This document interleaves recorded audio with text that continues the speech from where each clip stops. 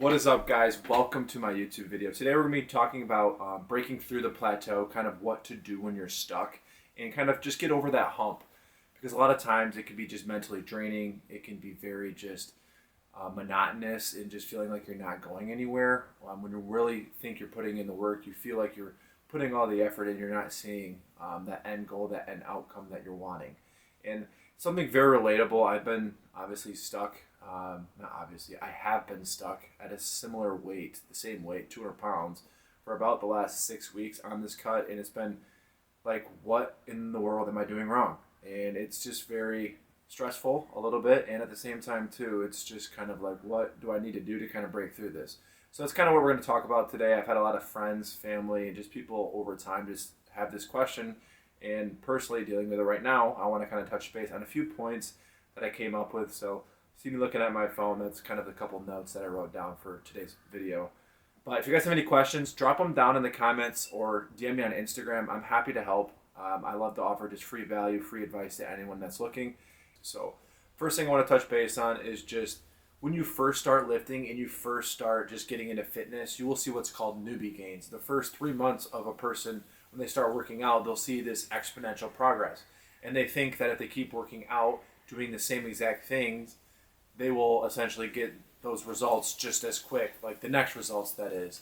And that's not always true. Sometimes your body will adapt. It will become a normal thing to eat a little bit healthier, to work out. So to keep that physique or to keep that body fat that you now have been down to, your body's adjusted. It relies on you to eat a little bit healthier, to work out a little bit, to do your basic fitness needs. And sometimes the scale is not the best way of deciphering whether you're stuck at a plateau or not, because at the same time of you losing fat, you're also building muscle.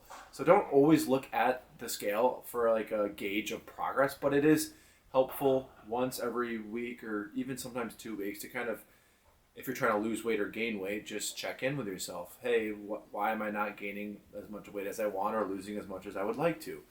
And the second thing, which goes hand in hand kind of with the weight, is just taking progress pictures. So like I said, you're not always going to see that number on the scale go up or down. Personally, I'm stuck at 200. I really haven't seen it go up or down for 5-6 weeks now. But my progress pictures, I've been seeing a lot of changes just kind of in, I don't know why it's not focusing. Okay, so I think I got to figure it out. I just got to get right up all in your personal business just because my lens is trying to autofocus because I think it's just so muggy out here in Florida. Personally, I've been stuck at the same weight of 200 pounds, but I've also been seeing some progress with just progress pictures. And I've been seeing it in my obliques, kind of just a little bit more vascularity in like my legs.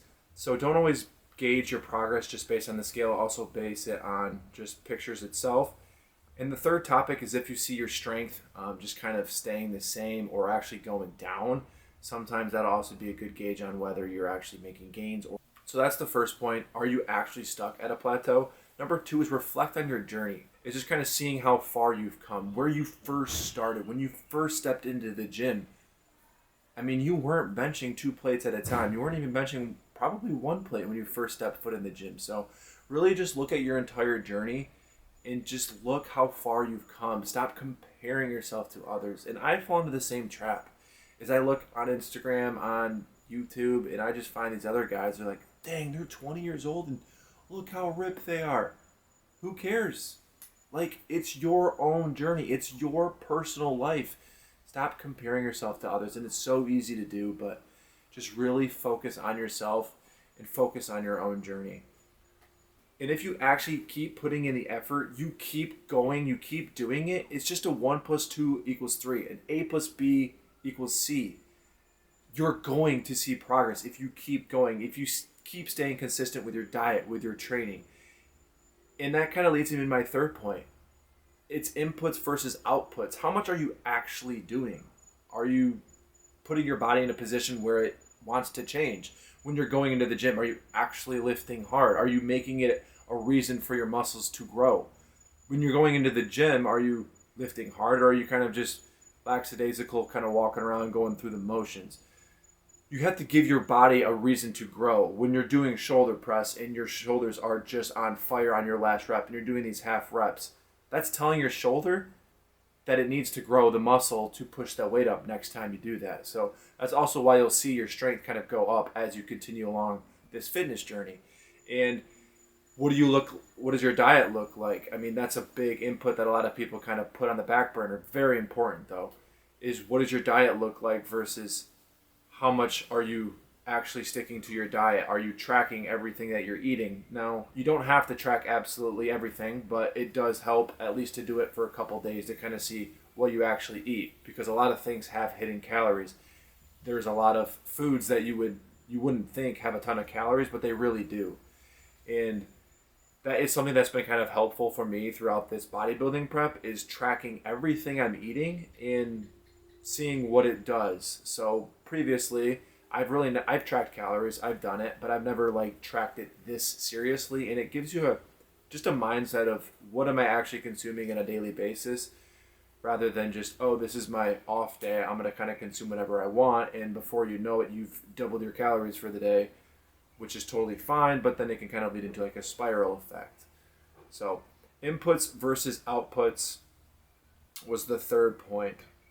How much are you really doing versus how much do you really want to get out? Now, if your goal is to just kind of stay active and stay fit and be able to have fun on the weekends and enjoy a drink, enjoy food, enjoy this, enjoy that, then you can be more lenient on your diet, on your training, and you don't have to be this 100% or nothing kind of mentality. So it really just depends on what your goals are. If you want to get just bone shredded, yes, you're going to have to be 99% consistency. You're going to have to be really freaking efficient when you go into the gym, with your nutrition, with your training, with your sleep. These all go into the factor. The sleep, training, and your nutrition are the top three most important things, and a lot of people just overlook them and start asking about supplements. They're asking about just like a training regimen, kind of what workout plan should I follow. You're worried about the wrong thing if you're sleeping 5 hours a night or sleeping just 6 hours a night. 7 to 8 hours is what you really need. And same thing with nutrition. Are you actually consuming healthy foods, good foods, foods that your body needs for fuel? So that's kind of the third point, was inputs versus outputs. The fourth point is take a little bit of a break. Take a step back. Honestly, I was feeling at a point of a plateau, just kind of mentally draining, mentally burning myself out this past, honestly, couple months, with just being in a caloric deficit for 3 months, working 50 hours a week, trying to do cardio, trying to do abs, trying to do these posing sessions. And I just needed to chill out. I just needed to basically sit down with myself, tell myself, Sam, you're fine. Like, you need to kind of just take a step back so you can take a couple steps forward. And I think a break is definitely necessary sometimes. And a break looks different for every single person. My break was just getting out of work, so I have time to travel down to Florida and kind of just enjoy the weather a little bit, still eating healthy, going to the gym, doing those couple of things. But that only takes a couple hours of the day. The rest I can kind of relax, read my book by the pool, take a nap if I want to at noon. I can basically be more relaxed and kind of just enjoy myself through this bodybuilding prep. So taking a break is sometimes very efficient, and sometimes like a deload week from the gym, just stopping from the gym, letting your body kind of get a reset so that those next couple of weeks you can really hammer down and push through it, if that makes sense. So the fifth and final point is just accountability. Are you having someone that's holding you accountable? Or are you trying to go about this on your own journey? It's very hard to kind of go through this on your own, by your whole self.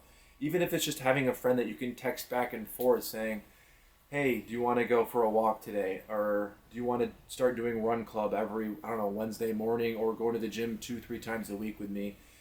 And just having someone to check in with is very important, and just kind of holding you accountable, because at the end of the day, if you're the only one holding yourself accountable, it's very easy to skip that workout, to just blow your nutrition and just kind of just quit on yourself. But if you have someone holding you accountable, it's hard to do that. You don't want to let them down, and you don't want to let yourself down. So that's a big thing, is just having someone hold you accountable, and just self-accountability too. Are you going to do what you tell yourself you're going to do? Or are you just going to tell yourself, hey, I gave it my all, I'm done, I tried? Or are you actually going to do it?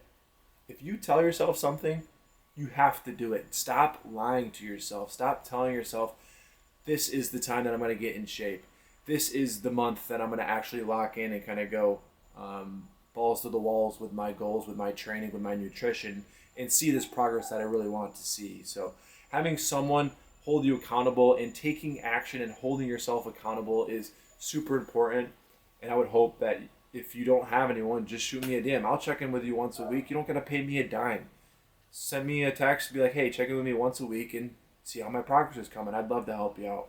So the fifth and final point, kind of related to the accountability factor, is hiring a coach. And I know all you guys are like rolling your eyes at me that I'm just offering my coaching program, but it's true. I've hired coaches. I've hired a business coach, a posing coach, and a workout like prep coach. So I have 3 coaches right now, and that's what holds me accountable.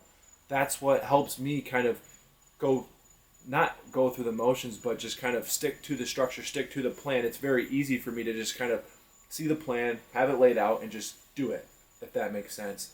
And having a group of people, I can check in with other fitness clients, with other business clients that are of these coaches, and kind of be like, hey, what are you struggling with? I have the same issue right now too. What are you doing to kind of get through that point?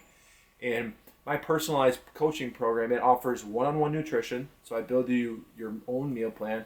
It's 24/7 access to me. You get my cell phone number, text me, call me whenever you want, and I'll answer back. And then third, it's a accountability group. You get added to this platform of all the same people doing the same thing, trying to accomplish their fitness goals. So you get all those 3 things all with my personalized coaching program. And if you do want to do that, just shoot me a DM on Instagram. DM me on Instagram 12, and I'll help you get you enrolled and kind of get you signed up for kind of what that looks like. So right before I was just about to finish the video, my battery died, and I just want to leave you with this last point. It's just stay consistent. Keep grinding even when it gets tough and you feel like you're stuck at a plateau. That's especially when it's important to kind of take a peek, take a reflection of kind of your journey and kind of where you really want to go. At the end of the day, you never fail if you never quit. So keep pushing, keep grinding even when it gets hard, guys. I'm rooting for you guys, and if you guys have any questions, anything, just feel free to DM me. I would love to help you guys out, because at the end of the day, my goal is to get as many people as healthy and feeling their best as possible, because I was once there too. I once just did not like what I saw in the mirror. I did not like, honestly, myself. So if you guys have any questions, I do also offer free training plans and nutrition plans. I'd be happy to send them over if that's what you're wanting. Other than that, that's going to sum up today's YouTube video, kind of on how to step over that plateau, break through that barrier if you guys are feeling stuck. I hope you liked it. And yet again, please like, comment, subscribe. We'll see you on the next video.